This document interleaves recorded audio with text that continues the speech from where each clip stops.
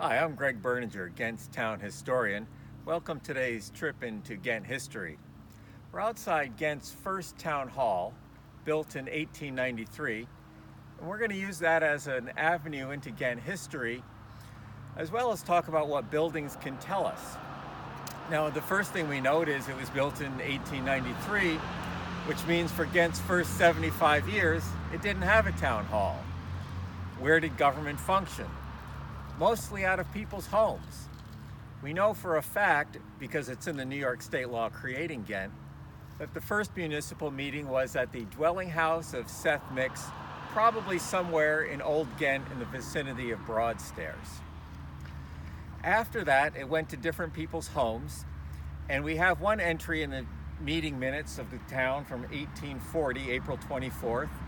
Commissioner of Highways met at Richard Deo's. The vast majority of town business for its first 70 years was building the Ghent town highway system. Every year brought exact coordinates of where roads went. They weren't named, but whose property they went through and who was giving up property for them. But as the town became more sophisticated, life became more sophisticated, and railroads came in, they started to meet here in what we now know as the hamlet of Ghent. 1862, they met at E.F. Bartlett's. Now remember that.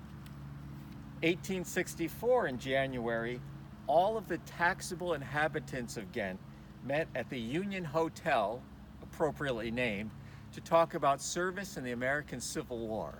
Now the Union Hotel was back in Old Ghent, about where Koenig Road hits Route 66.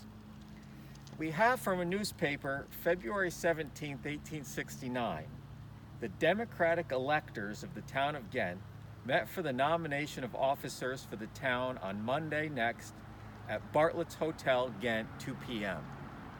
Bartlett's Hotel, 1869.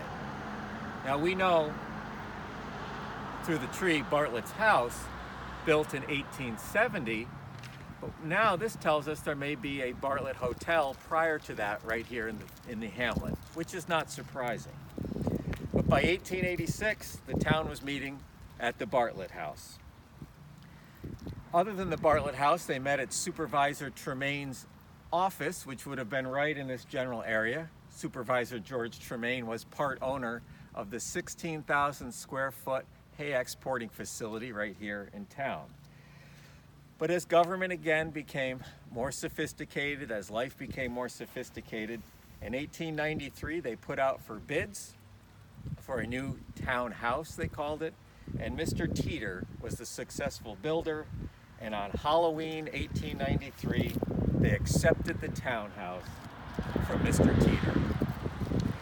2 weeks later, the Board of Auditors met there, and we know for the first official annual meeting on April 4th, 1894, they met at what they were then calling the Town Hall.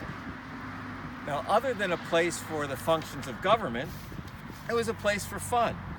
On a very early postcard around the turn of the last century of the town hall, written on the back is, "Here is where the young folk dance all night, or have the last 2 months. 12 of the boys formed a club and run it, not to make money, but for the pleasure they get out of it.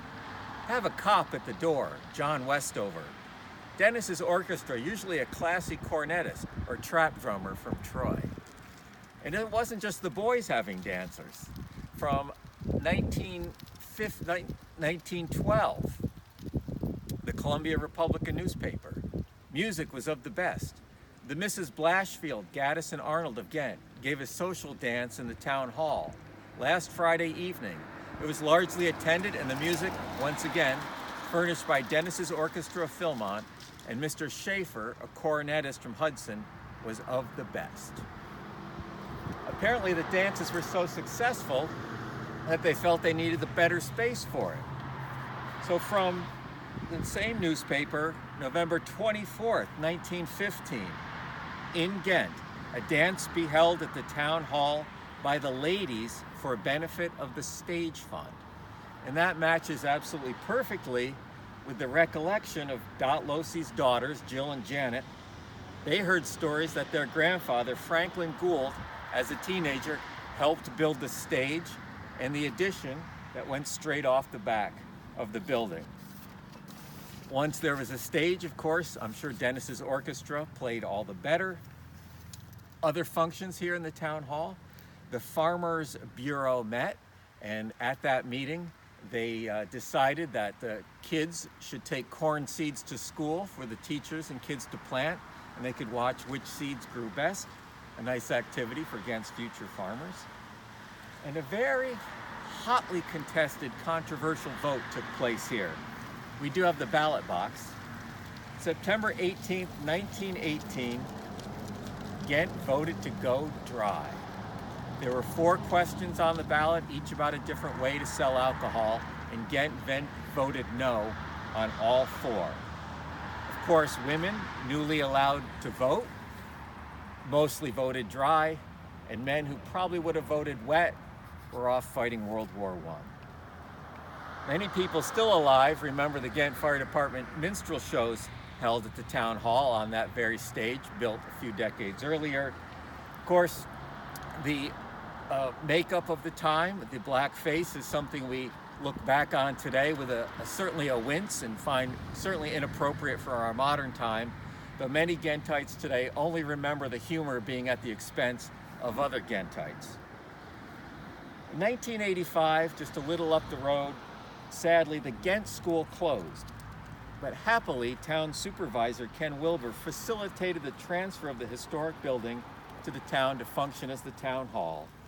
In 1987, it became the town hall, and this building became the Ghent Playhouse, where the Columbia Civic Players have been great stewards of the building ever since, and they're still performing on that very stage.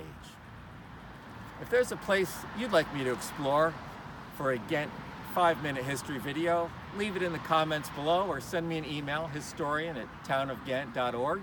And many thanks to our videographer today, Christian Bruno from West Ghent. Nod for us, Christian. Thank you. He's fulfilling his participation in government so he can graduate from high school in June. We'll see you around Ghent.